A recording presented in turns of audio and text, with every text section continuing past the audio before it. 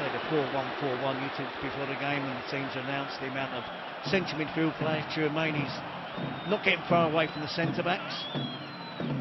Yamal squares it. Pedri's onto it! What a stunning way to open this Copa del Rey final up! Barcelona fans will tell you he's the best midfielder around right now. And goals like that, stunning goals like that, will help make the case. Barca deserve it, 1-0. Well, I was telling you, Rob, maybe he's the best midfield player in the world. Underrated at the moment, but he's been an absolute magician this season for Barcelona. The criticism, does he score enough goals?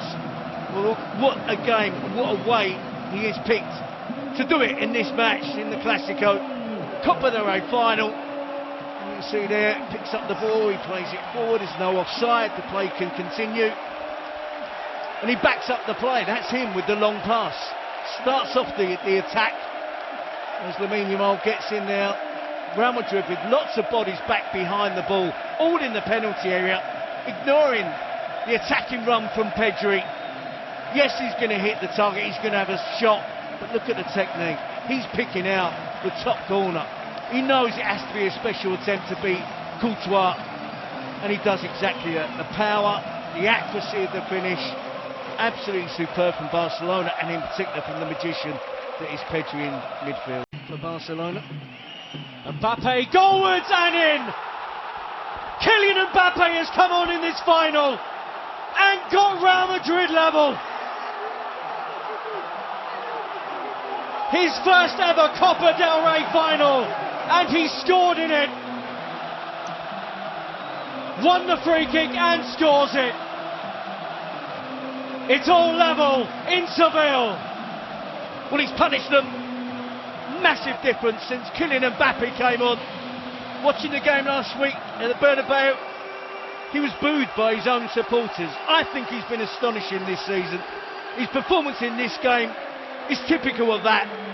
It's a terrible wall from Barcelona. There's too big a gap between Inigo Martinez and Pedri. Goalkeepers have to take more responsibility. They have to take more control.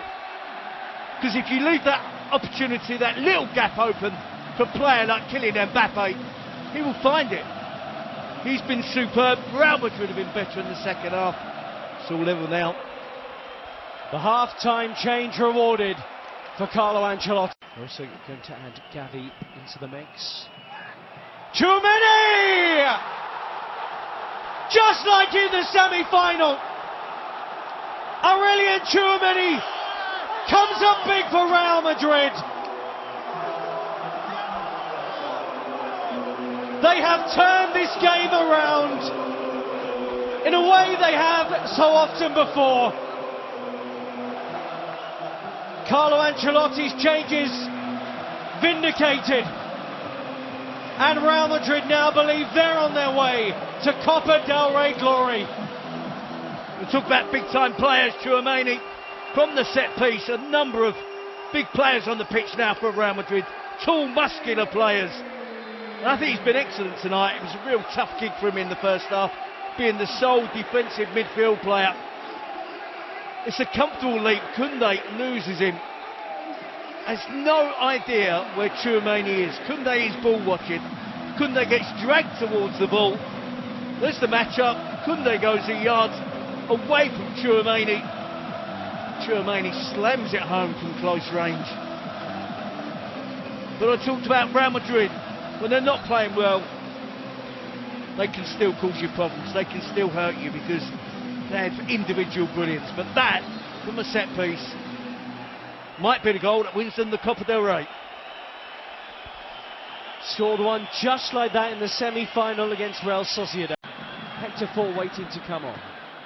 Yamal has popped a ball that's asked a question of Real Madrid, and Ferran Torres has delivered.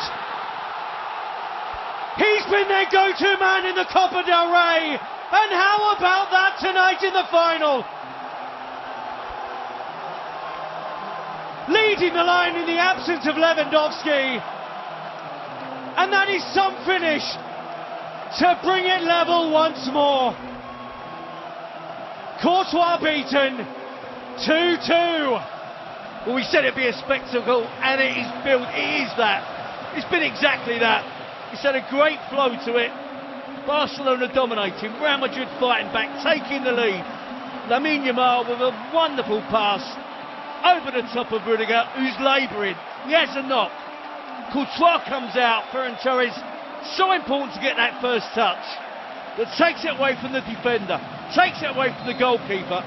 Then, can he get the finish right? It's got to have the right pace on it. It's got to be accurate. He doesn't want to think about it too much, because I promise you would miss. So just get it on target, play by instinct. And he's been superb this year. It's back up to Lewandowski, and I'm just, as the words came out my mouth about, wouldn't they? And one imagines he'd be on a penalty should the game get that far. Short, Koundé, onto it to maybe win the Copa del Rey! Koundé with a killer effort! And Barcelona celebrate in Seville with minutes remaining of extra time. Hansi Flick checks the watch.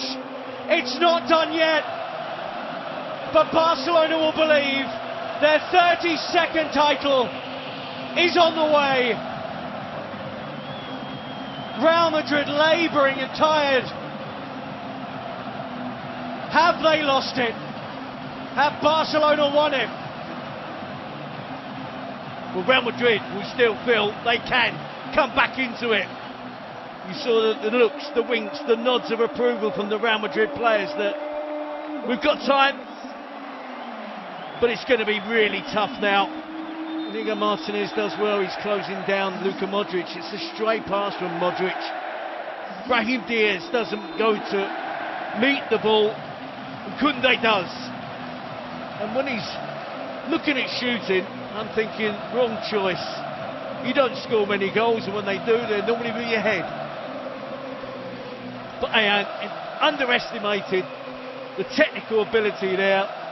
He's aiming for the corner, hits it right through with the laces. It's a tired dive from Thibaut Courtois. Tries to get down low, tries to get that firm hand on it. Sneaks under the dive of Courtois.